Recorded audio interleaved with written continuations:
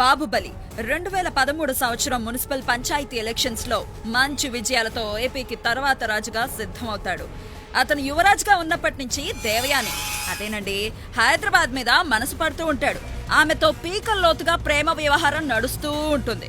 దేవయానికి తనలోని ప్రేమకి కానుకగా ఆంధ్ర సంపదనంతటినీ ఖర్చు పెట్టి డైమండ్ నెక్లెస్ అదేనండి మన నెక్లెస్ రోడ్డు పాపిడి బిళ్ళ అదేనండి మన సైబర్ టవర్ చేయిస్తాడు.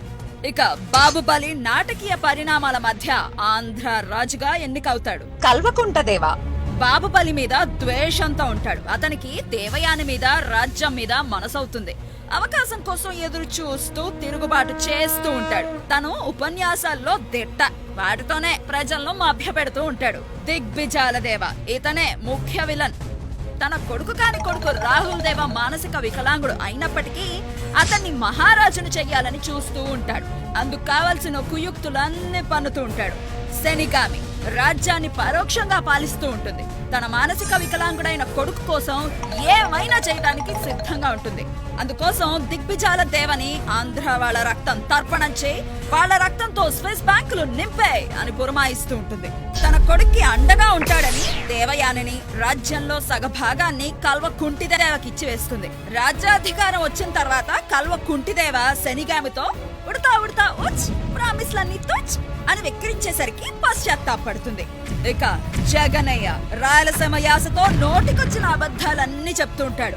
ఎదుటి వాళ్ళ బుక్కలు నిమురుతూనే వెన్నపోటు పొడుస్తూ ఉంటాడు. తన రాజ్యంలో డబ్బు పంపిణీ ముఠా తగాదాలను ప్రోత్సహిస్తూ ఉంటాడు.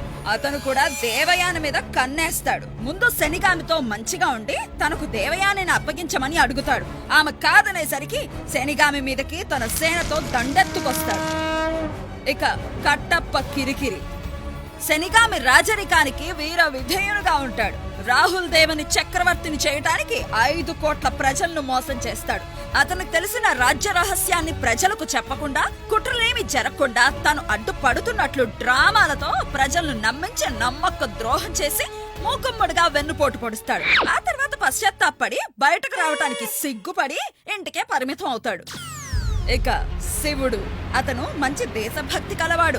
అతని అన్న అమాయకంగా తన ప్రజారాజ్యాన్ని శనిగామి రాజ్యంలో కలిపేస్తూ ఉంటే అడ్డుపడతాడు. అన్న అమాయకత్వానికి అలిగి ఇంట్లో నుంచి వెళ్ళిపోతాడు. మంచి వారితో చేతులు కలిపి దుష్టుల చేతుల్లోకి పోకుండా కాపాడుతూ ఉంటాడు. అప్పుడప్పుడు నేనెవర్నే అని మంత్రులు ఏం చేస్తున్నారని ప్రశ్నిస్తూ ఉంటాడు. ఇక అవంతిక అదేనండి మన అమరావతి నగరం దేవయానికి ధీటైన నగరంగా అభివృద్ధి కావాలని చూస్తూ ఉంటుంది. సింగపూర్ బొట్టెట్టిన ఫ్రెంచ్ గడ్డం వాడ నిన్నే నమ్మమురా ఉన్నది అమ్మే కూరా అని డ్యూయెట్లు పాడుతూ ఉంటుంది.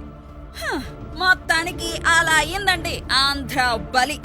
పాత్ర పరిచయం అయ్యిందిగా, వీరి కథ ఏంటి అంటారా? మీకు తెలిసిందే.